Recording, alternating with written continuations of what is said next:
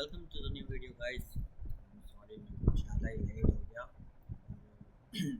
मैं ट्राई करूँगा कि एक्चुअली मैं आपको कुछ ज़्यादा ही सिखा दूँ। नॉर्मली से मैं जितना सिखाता हूँ मैं सिर्फ वीडियोस नहीं बना सकता क्योंकि मेरे पास और भी काम होते हैं। मैं नीट का तैयारी कर रहा हूँ। मैं एक्चुअली बायो का स्टूडेंट हूँ।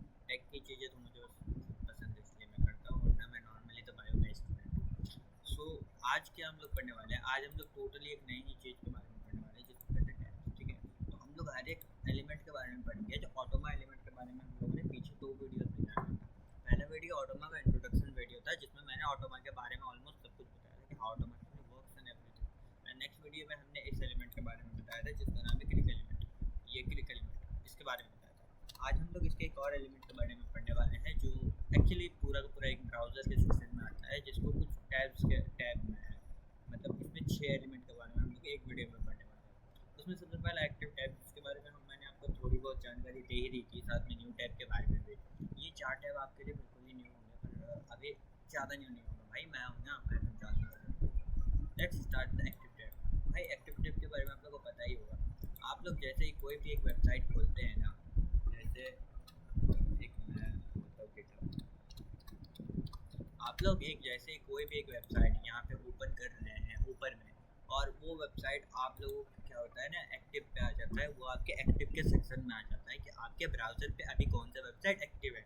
अभी आपने अगर ये वेबसाइट पे इसको टॉप पे खोल के रखा है ना, तो सबसे फर्स्ट में ये वेबसाइट है, तो ये वाला वेबसाइट इस हिसाब से क्या हो गया, एक्टिव हो गया। आपके ब्राउज़र के लिए आपका एक्टिव टैब आपका पहला वेबसाइट होता है जो आपने खोला हुआ है। इसका ये मतलब नहीं है कि ये वेबसाइट यहाँ पे एक्टिव है। अब मान लीजिए आपने न्यू टैब में एक नया वेबसाइट खोला गिटहब से ही, लेकिन आपने इस बार खोला मान लीजिए ये कुछ है गिटहब यूनिवर्स, आपने इसको खोला, तो अब क्या हो गया, आपके वेबसाइट के लिए ये वाला एक्टिव टैब हो गया।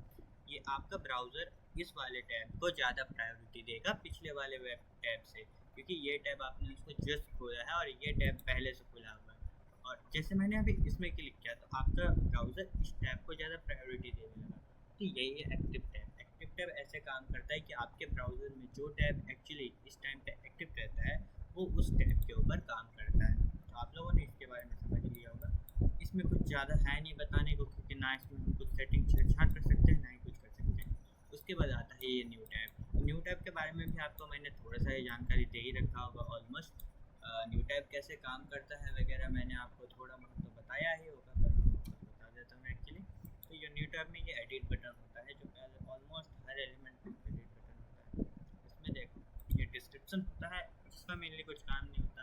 आप लोग को एक बहुत बड़ा प्रोजेक्ट अगर किसी को बना के दे रहे हैं तो ही आपको कोई डिस्क्रिप्शन लिखना होता है। लेकिन अगर मेनली आप खुद के लिए प्रोजेक्ट बना रहे हैं तो डिस्क्रिप्शन का कुछ ज़्यादा नीड होता नहीं है, क्योंकि डिस्क्रिप्शन का काम सिर्फ आप लोगों को खुद से होता है।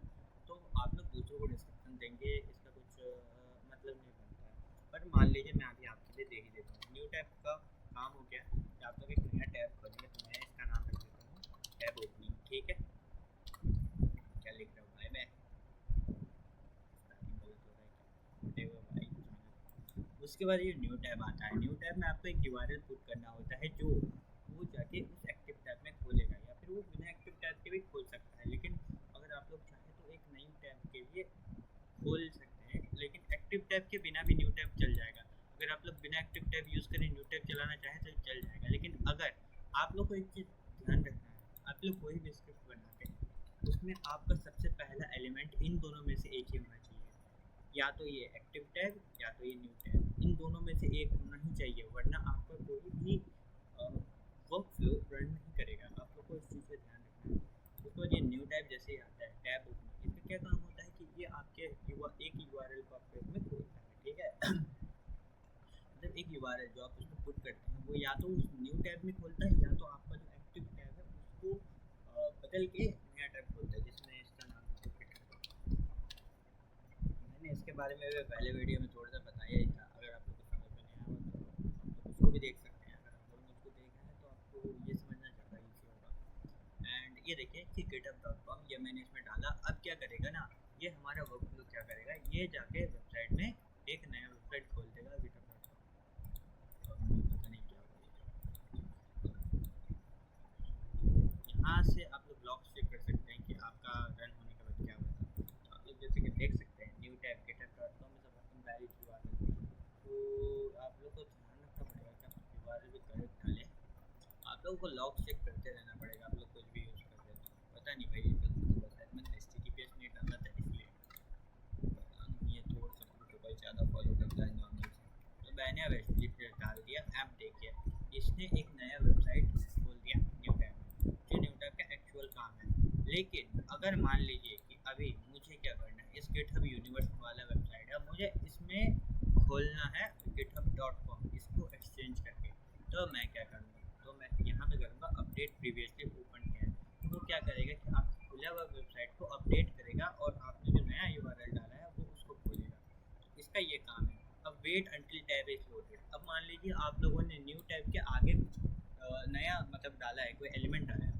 अब क्या करेगा ना, अगर आपका मान लीजिए इंटरनेट स्लो है, आपका इंटरनेट इतना फास्ट नहीं है कि मतलब जैसे इंस्टेंटली कोई भी वेबसाइट खोल सकता है, और आपको उसके बाद एक क्लिक एलिमेंट डालना है और आपने बीच में कोई डिले नहीं डाला है, आप इसका यूज़ कर सकते हैं।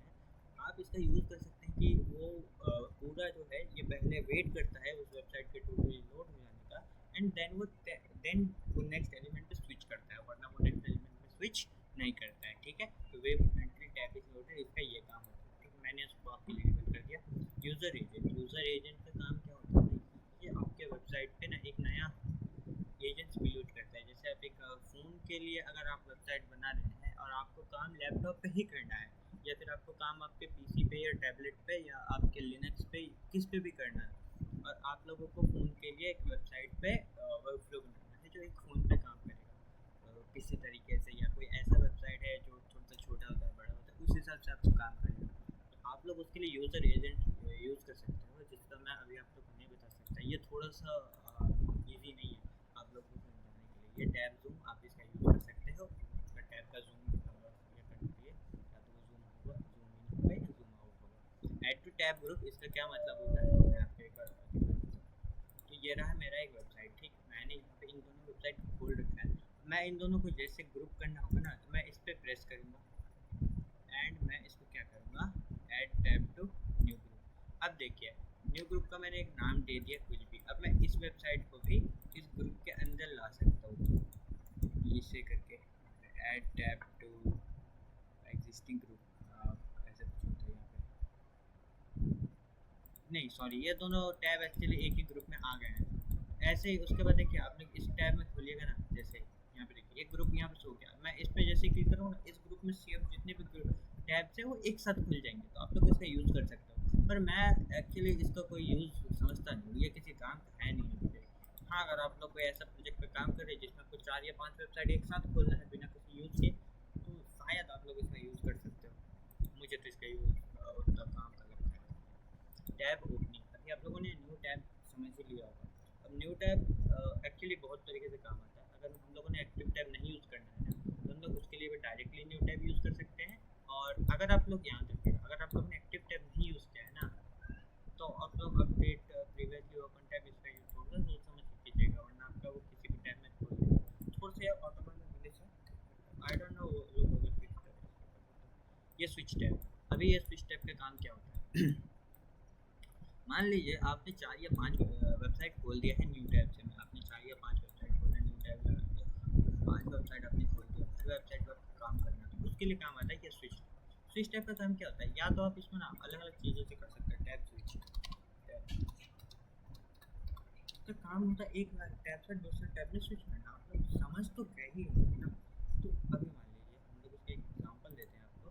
हमने यहाँ पे गिटहब खोला और फिर गिटहब में खोला, और इस बार हम लोगों ने ये गिटहब का विकिपीडिया खोला, फिर गिटहब खोला, एंड इस बार हम लोगों ने खोला ये गिटहब का ट्विटर पेज खोला, एंड ये देखिए 3 टैब हमारे यहाँ पे खुल गया। तो अब टैब का क्या काम होता है, या तो आप लोग पैटर्न मैच करके टैब स्विच कर सकते हैं।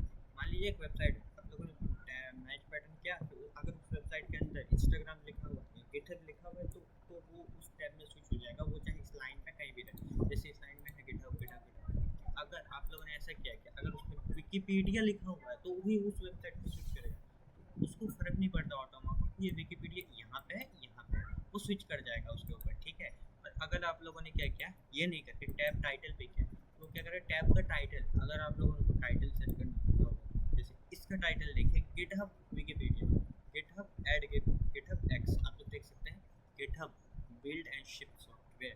तो ऐसे ही आप लोग टाइटल का भी यूज़ कर सकते हैं स्विच करने के लिए। और यहाँ पे तीसरा आ गया नेक्स्ट टैब। आप लोग का जो एक्टिव टैब है, मान लीजिए अभी मेरा एक्टिव टैब ये है, तो जैसे हम लोगों ने ऑटोमेटिक स्क्रिप्ट रन किया वो यहाँ पे था हम लोगों का वेबसाइट, हम लोगों ने इस पेज को खोल के रखा था, ऑटोमेटिक स्क्रिप्ट रन किया जो सीधा एक्टिव टैब पे था, न्यू टैब में नहीं था। तो अभी के लिए हमारा एक्टिव टैब ये है। अगर हम लोग का एक्टिव टैब ये है तो हम लोग जब नेक्स्ट टैब का यूज़ करेंगे तो इस पे जाएगा स्विच, फिर नेक्स्ट टैब होगा तो इस पे जाएगा, ठीक है। और अगर मान लीजिए हम लोगों ने न्यू टैब का यूज़ किया, न्यू टैब यहाँ पे होगा तो एक्टिव टैब ये हो जाएगा उसके बाद, तो उसके बाद वो नेक्स्ट करने जाएगा तो उसको नेक्स्ट मिलेगा नहीं, तो वो टॉप पे आ जाएगा, ठीक है। एंड उसके बाद आता है प्रीवियस टैब। तो जैसे नेक्स्ट टैब काम करता है सेम प्रीवियस टैब भी काम करता है। एंड उसके बाद आता है टैब इंडेक्स। अब टैब इंडेक्स भाई इसमें ना कोई कंफ्यूज मत होना, देखो टैब इंडेक्स इसका थोड़ा सा ऐसा है कि इस वेबसाइट को कहते हैं हम लोग जीरो नंबर, ये 1, ये 2, ये 3।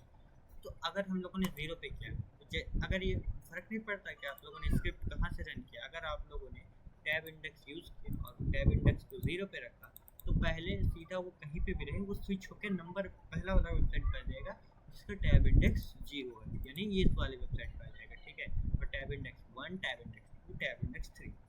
आई होप समझ गए होंगे भाई। और सेट एज एक्टिव टैब, तो इसका मतलब वही है भाई, टैब स्विच करने के बाद जिस टैब पे वो स्विच होगा उस टैब को एक्टिव कर देगा। मतलब एक आप बिना एक्टिव करे भी स्विच कर सकते हैं जो बैकग्राउंड पे काम करता है, जो ज़्यादा देर तक काम नहीं करता ऑटोमेटिक कंपल्सरी भी। और अगर आप लोगों ने उसको स्विच एक्टिव टैब नहीं किया तो आप लोग को फ्रंट पे आ जाएगा, बार बार फ्रंट पे आएगा तो पेज एंड देन वो काम करेगा। मैं आपको एक एग्जांपल दिखा देता हूँ। जैसे अभी मेरा न्यू टैब है ना, न्यू टैब मैं new tab update previously of कर देता हूँ तो ये 5वें नंबर पे खुलेगा, लेकिन मुझे क्या करना है, मुझे थर्ड वेबसाइट पर अभी आप देखते हैं ये क्या होगा। ये इसको खोला और थर्ड नंबर पे आ गया। अभी मेरा थर्ड नंबर पे क्या था, वो 0, 1, 2, ये थर्ड नंबर वाला वेबसाइट था। अभी आप लोग टैब स्विच भी समझ गए होंगे ना। अभी हम लोग आगे बढ़ते हैं, ठीक है।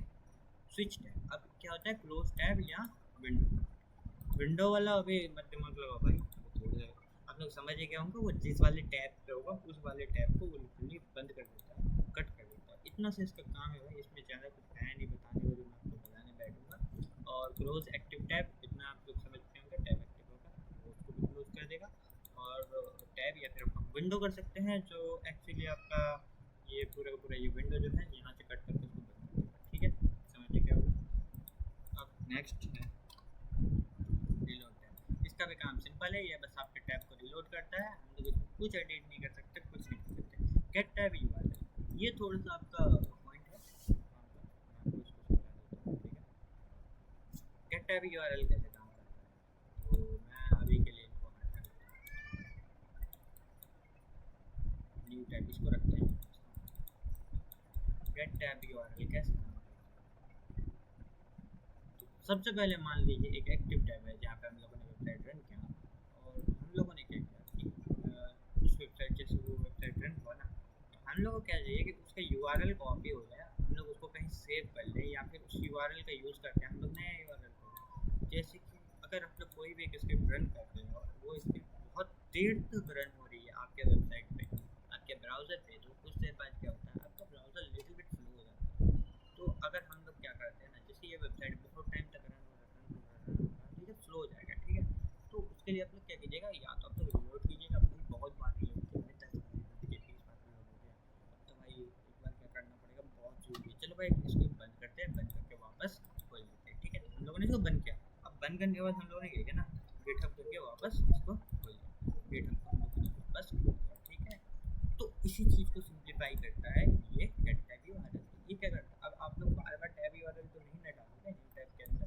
मान लीजिए आप लोगों को बहुत अर्जेंट है, अभी जिस वाले हम लोगों ने एक्टिव टैब पर रन कर दिया और बार बार उसका यूआरएल चेंज हो रहा है, तो हम लोग को क्या करना है, बार बार खुल कर अपलोड करना पड़ेगा। अरे भाई इतना टाइम किस पे है भाई, तो हम लोगों ने न्यू टैब यूआरएल कट कर दिया। लेकिन अब ये बिना यूआरएल तो नहीं चलेगा भाई, तो अभी क्या करना है, तो उस पर काम आता है ये गेट टैब यूआरएल। ये क्या करता है, एक्टिव टैब के आपके यूआरएल को कॉपी कर लेता है और हम लोग उसको या तो वेरिएबल पे असाइन कर सकते हैं या तो असाइन कर सकते हैं टेबल पे। अब टेबल वाला मैटर थोड़ा सा लंबा है, मैं समझाने बैठूंगा भाई बहुत लंबी वीडियो बन जाएगी, और मुझे उतनी लंबी वीडियो नहीं बनानी है क्योंकि मुझे पढ़ना भी है। तो इसके लिए हम लोग क्या करते हैं, इंसर्ट ट्यूटोरियल अभी के लिए बंद करते हैं, असाइन टू वेरिएबल के यूज़ करते हैं। तो आप लोग को सिंपल सा एक वेरिएबल का नेम दे देना है, जैसे कि मैंने दे दिया वेरिएबल का नेम रावण, जो मुझे बहुत पसंद है भाई, मुझे इस नेम का फ़ैन हूँ मैं रावण का फ़ैन हूँ।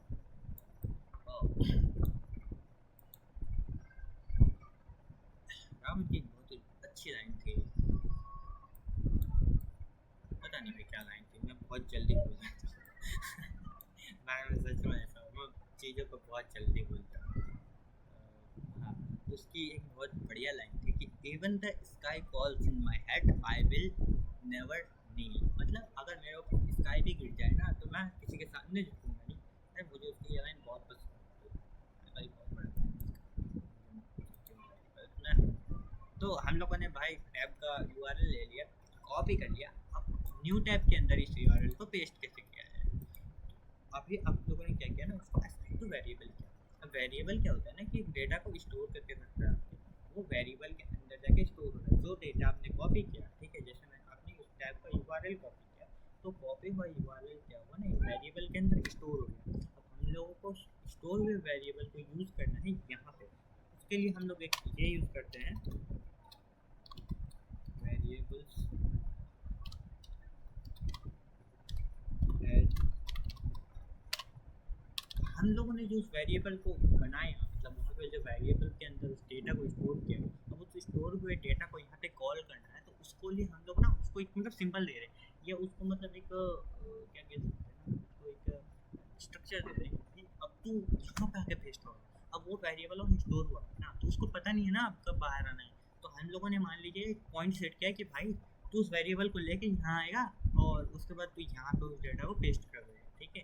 तो इसलिए हम लोग यूज़ करते हैं वेरिएबल्स। तो जैसे कि यहाँ पे टैब यूआरएल कॉपी हो गया, अब क्या होगा ना, वो कॉपी होके आ रहा है, उसको इस पॉइंट पे पेस्ट होना है, उसके लिए वेरिएबल्स डाले ऐड, वेरिएबल्स ऐड। भाई इतना याद रख लो, उतना झमेला मत समझे, झंझट मत समझे, नो बॉडी पढ़ रहे हैं तो इतना झमेला झंझट सबको दूर करो, वेरिएबल्स ऐड, ठीक है। इस चीज़ को अपने दिमाग में डाल लो, और आप लोग को जो यहाँ पे आपने जैसे इस असाइन टू वेरिएबल ने आप लोगों ने जो नेम डाला था, उस नेम को यहाँ लाके पेस्ट कर देना, और ये ब्रैकेट डाल देना। भाई कोडिंग की दुनिया में जिसको थोड़ा सा भी नॉलेज है, उनको ब्रैकेट का बहुत अच्छा नॉलेज होगा भाई, तो बिना ब्रैकेट के तुम्हारा पूरा वेबसाइट हो सकता है, इतना चीज़ याद रखना। और भाई न्यू टैब का सेम सिस्टम जो चलता है, अभी देखो चालू, टैब का यूआरएल कॉपी किया और उसको मैंने टैब में खोल दिया, सिंपल। अभी मैं आपको स्ट्रक्चर भी दिखा देता हूँ उसका, लॉग से किसने ये कैसे किया, देख सकते हो भाई इसने क्या किया, एक्टिव टैब गया, ठीक है, और पुराना है क्या, आई गेस ये पुराना वाला है,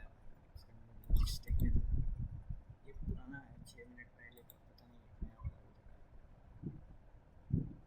वट एवर।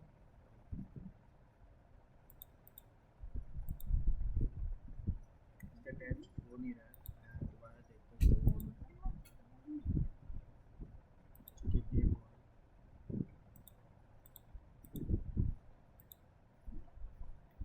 इसके लॉक से ये रहा 3 सेकंड अगर इसका लॉक है, ठीक है। ये क्या कर रहा है ना, ये एक्टिव टैब पे जा रहा है, गेट टैब के बारे में देख सकते हो यहाँ से रेफरेंस डेटा में इसने वेरिएबल के अंदर एक डेटा स्टोर किया जो कि इस वेबसाइट का था, जो वेबसाइट हम लोग इसके अंदर खोल के बैठे हुए थे, ये वाला वेबसाइट गिटहब.com।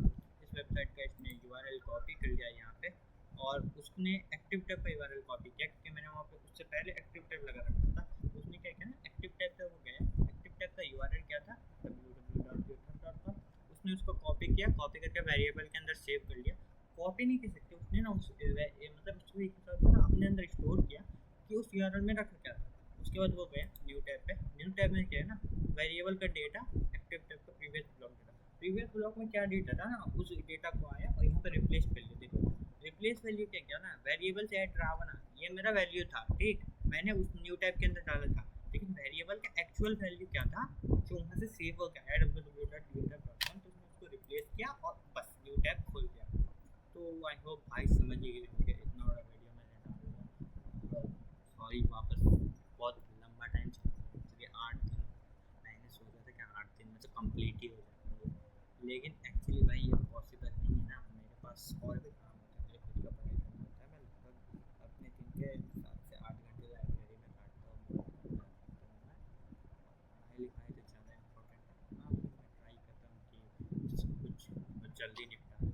और भाई मुझे नहीं पता कौन देख रहा है वीडियो, कौन नहीं देख देख रहे हो तो कमेंट करो यार, थोड़ा सा ही सही कमेंट करो भाई। और हाँ भाई, एक चीज़ ध्यान रखो कि अभी तुम लोग जितना सीख रहे हो ना, तुम लोग को जितना स्लो लग रहा है, मेरा नॉलेज ना भाई बहुत ज़्यादा है तुम लोगों से इस चीज़ के बारे में, क्योंकि मैं इस पर बहुत पहले से काम करता हूँ और मेरा इस पर पूरा अच्छा डॉक्यूमेंटेशन पड़े